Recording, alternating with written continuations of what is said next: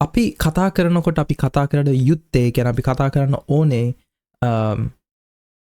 සමහරක් වෙලාවල් වලට ඒක නොලෙජ් එක දෙන්න අපි කතා කරනවා විස්ඩම් එක කියන්නේ ප්‍රඥාව දෙන්න අපි කතා කරනවා හැබැයි ගොඩක් වෙලාවල් වලට ඔයාලා මේක අහනකොට එහෙම මම ඔයාලගෙන් ඉල්ලනවා ඔයාලා කැමති නම් කමක් නැහැ කැමති නම් කිසිම ප්‍රශ්නයක් නැහැ ඔයාලා කැමති නම් ඔයාලා කැමති නම් කමක් නැහැ ඔයාලා පුළුවන් නම් notes තියනවා නේද ඒ කියන්නේ පොත් තියෙන්නේ නෝට්බුක්ස් අපේ නෝට් පොත් තියෙන්නේ ඒවා සටහන් ගන්න එක කිසිම ප්‍රශ්නයක් නැහැ හැබැයි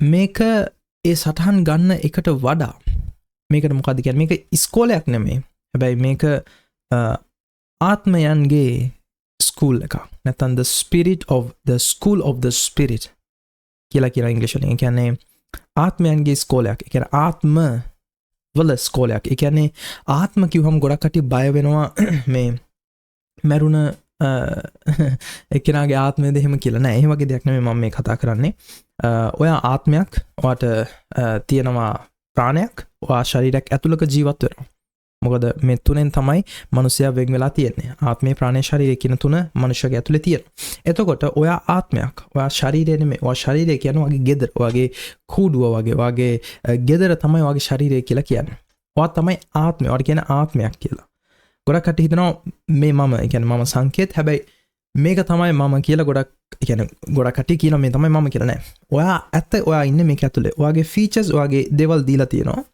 ඒක කන්ට්‍රෝල් කරන්න ඔයාගේ ආත්මය මේ ශරීරයෙන් ඉවත් වුණු ගමන් ඔයා ඉවරයි මේ බොඩි එක වැටෙනවා මේක දරා ගන්න බෑ කියන්නේ ඒක තව දුරටත් පවතින්න බෑ ඔයාලා දැකලා තියෙනවද ඩමියක් කියන්නේ දැන් වලට ගියාම shopping malls වලට ගියාම අන්න ඒ වගේ තමයි ඔයා මේ ශරීරය කියන්නේ අන්න ඒ වගේ ඒක කවුරු හරි හදලා ඒක දාලා තියෙනවා ඒ ඩමිය දෙවන හස වගේ ශරීරය නිර්මාණය කළා ඒක දාලා තියෙනවා ඔයාගේ ආත්මය ආපුවම තමයි ඒකට හුස්ම ඒ කියන්නේ ඒක ක්‍රියාත්මක වෙන්න පටන් ගන්නෙ. ආත්මය නැතුව ශරීරයෙන් වැඩක් නැහැ.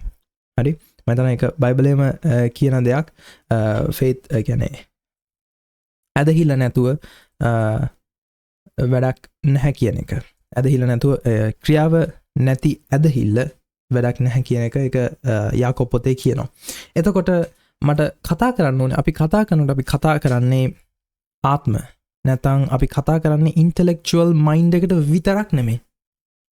මොකද ඔයාගේ මයින්ඩ් එකෙන් ප්‍රොසෙස් වෙන ඔයා දැනගන්නවා දැනහස ඔයාගේ මයින්ඩ් එකෙන් ප්‍රථමයෙන් ඊට පස්සේ අපි ඔයාගේ පුළුවන් තරම් අපි ටච් කරන්න උත්සාහ කරනවා ඔයාගේ ආත්මයට. ඒක නිසා ඔයා සටහන් ගත්තත් ඔයාගේ සටහන් ඒ ගන්න එක ආයිමත් බලන්න නැති වෙන්න පුළුවන්.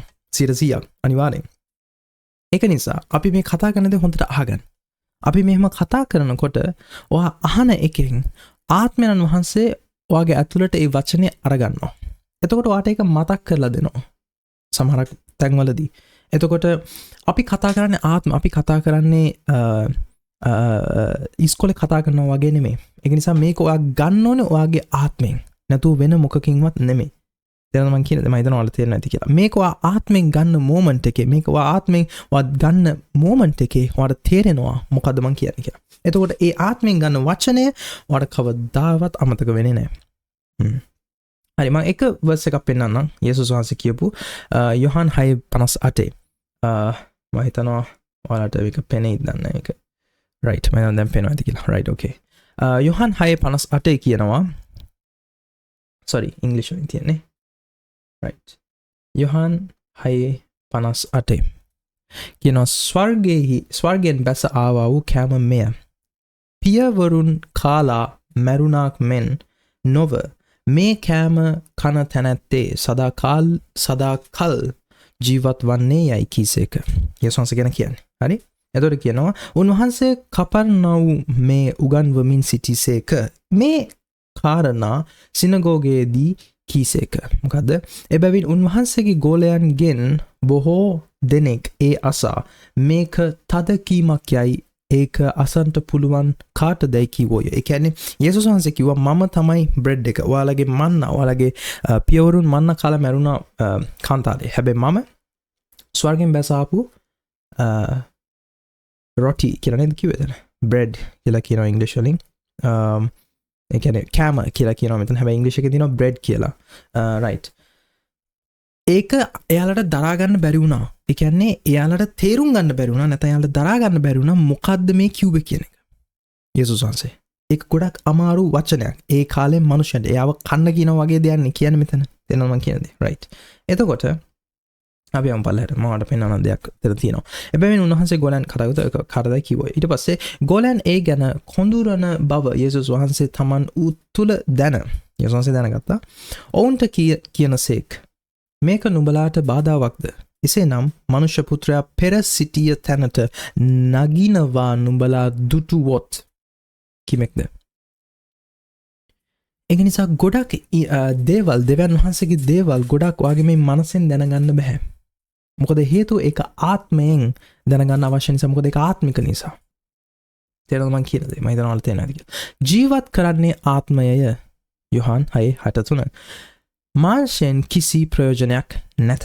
මා නුඹලාට කී වචන ආත්මයද ජීවනයද වෙයි. මෙතන ජීවනය කියන එක zoe කියන ජීවනය නැත්නම් life කියන එක තමයි zoe කියලා කියන්නේ. ඒ කියන්නේ මේ ජීවනය මේ zoe කියන word මේ වචනය මේ Greek වචනය ඒකට කියන්නේ මැරෙන්නේ නැහැ කියන එක. ඒ ජීවනය. ඒක මේ ආත්ම කියලා ඔයාලට දැක්කහම මේක හොඳ ආත්ම වෙන්නත් පුළුවන් නරක ආත්ම වෙන්න පුළුවන්. ඒ නිසා මම ඔයාලට කියන එක දෙයක්. යොහන් 6:63ට අනුව යේසුස් වහන්සේ කතා කරපු වචන ආත්ම සහ ජීවනය. ඔයාලා කතා කරන වචන හරි පරිස්සම් වෙන්න. හිතෝපදේශ පොතේ කියනවා මරණය සහ ජීවනය තියෙන්නේ ඔයාගේ දිවේ. එතකොට යොහන් 6:63 කියනවා මම කතා කරපු වචන ආත්ම සහ ඒව ජීවනයයි. එතකොට ඒ දෙක එකතු වෙනවා, කනෙක්ට් වෙනවා. මම අහන්නේ අපි මං කියන්නේ අපි කතා කරන මේ වචන නිකම් වචන නෙමෙයි. අපි කතා කරන ඔයාගේ ආත්මයට අපි නිදහස් කරන්නේ ආත්ම. එතකොට මේ ආත්ම තමයි ඔයාට උදව් කරන්නේ දෙවියන් වහන්සේ තුල. මොකද ගොඩක් කට්ටිය හිතනවා අපිට ඉන්නේ ශුදාබෙන් වහන්සේ විතරයි කියලා. අපිට ඉන්නේ ශුදාබෙන් වහන්සේ විතරයි කියලා. මම දන්නේ ඇයි එහෙම හිතන්නේ කියලා. එයාලා කියනවා අපිට ඉන්නේ ශුදාබෙන් වහන්සේ විතරයි. ශුදාබෙන් වහන්සේ විතරයි. එයා විතරයි ඉන්නේ. හොඳයි. හැබැයි මම කියනවා මම මේක ඉස්සරහට ඔයාලට පෙන්නන්නම්. බිලියන් ට්‍රිලියන් ගණන් ආත්ම දනසක ඉන්නවා. ටක් ෂොක් එකක් දන්නෙත් පළවෙනි පාරට අහන කෙනෙක්ට ෂොක් එකක් දන්නෙත් නෑ. බිලියන් ට්‍රිලියන් ගණන් කරන්න බැරි ආත්ම ගොඩක් ඉන්නවා. ඒක ශුද්ධ ආත්මයක් වෙන්නත් පුළුවන්. ඒක නරක ආත්මයක් වෙන්නත් පුළුවන්. ඒක ශුද්ධ නැත්නම් අශුද්ධ ආත්ම ඒක දෙකටම ගන්න පුළුවන්. ඒක නිසා අපි රිලීස් කරන අපි නිදහස් කරනවට ආත්ම ප්‍රඥාව කියන ආත්මයක්, දැනගැන්ම කියන ආත්මයක්, දැනගැන්ම knowledge කියන ආත්මයක්. ඒක දෙවියන් වහන්සේගේ තියෙන ආත්මයක්. කොහොමද මම ඒක කියන්නේ? උපත්ති පොත, දේශනා කාලය පොත ඔක්කොම තියෙන්නේ ඒකේ වැඩියෙන්ම අපිට එන ආත්මය තමයි ප්‍රඥාව සහ දැනගැන්මේ ආත්මය කියන එක. ප්‍රඥාව සහ එළිදරව් කිරීමේ ආත්මය, දැනගැන්මේ ආත්මය සහ knowledge එක සම්බන්ධයෙන්. ඒ ආත්ම තමයි ඒවල තියෙන. ඒ කියන්නේ මේ ලෝකේ ඔක්කොම වෙලා තියෙන ආත්ම. මම ඒක ඔයාලට ඉස්සරහට කතා කරනවා. අපි ඉස්සරහට මම හිතනවා ටොපික් එකක් අරන් එයි කියලා මම හිතනවා. ආත්ම සම්බන්ධයෙන් පෙනෙන ලෝකයේ සහ නොපෙනෙන ලෝකයේ සම්බන්ධයෙන් මම කතා කරන්න උත්සාහ කරනවා ඉස්සරහදී. ඒ නිසා ඔයාලා මේක බලාගෙන හිටියොත් ඔයාලට තේරෙයි මොන වෙලාවෙද අපි ඒක කතා කරන්න කියලා. ඒක නිසා අද දවසේ අපි කතා කරන්නේ යාක්ෂාව. ඒ නිසා යාක්ෂාව සම්බන්ධයෙන් අපි කතා කරනකොට ඔයාලට ආත්මයක් නැත්නම් දෙවියන් වහන්සේගේ ආත්මය ඔයාලට එළිදරව් කරලා දෙන්නේ නැත්නම් මේක ඔයාලට තේරෙන්නේ නැහැ. මේක ඔයාලට තේරෙන්නේ නැහැ. ඒක නිසා තමයි මම ඔයාලට කියන්නේ මේක හොඳට අහන්න. හොඳට ඇහුවත් ඔයාලට තේරෙන්නේ නැති වෙන්න පුළුවන්. කොච්චර හොඳට ඇහුවත් තේරෙන්නේ නැති වෙන්න පුළුවන්. ඒ ආත්මය ඔයාලට එළිදරව් කරේ නැත්නම් තේරෙනවද මම කියන්නේ?